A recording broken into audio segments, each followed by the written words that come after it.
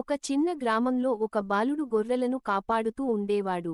ఆ గ్రామం చాలా ప్రశాంతంగా, అందంగా ఉండేది.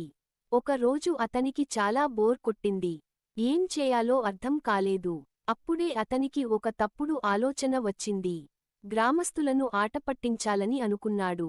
అతను పెద్దగా అరుస్తూ చెప్పాడు, తోడేలు వచ్చింది, తోడేలు వచ్చింది, త్వరగా రండి.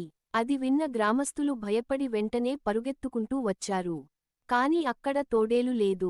బాలుడు నవ్వుతూ అన్నాడు, నేను సరదాగా అన్నాను. గ్రామస్తులు కోపంగా వెళ్ళిపోయారు. ఇలా మోసం చేయకూడదు అని హెచ్చరించారు. కొన్ని రోజుల తర్వాత నిజంగానే ఒక తోడేలు వచ్చింది. అది గొర్రెలపై దాడి చేయడం మొదలుపెట్టింది. బాలుడు భయపడి మళ్ళీ అరవసాగాడు, తోడేలు వచ్చింది, దయచేసి రండి. కాని ఈసారి ఎవరూ రాలేదు. ఎందుకంటే వాళ్ళు అతను మళ్ళీ అబద్ధం చెబుతున్నాడని అనుకున్నారు. చివరికి తోడేలు గొర్రెలను తీసుకెళ్ళింది. బాలుడు ఒంటరిగా బాధపడుతూ మిగిలిపోయాడు. నీతి: అబద్ధం చెప్పేవారిని ఎవరూ నమ్మరు.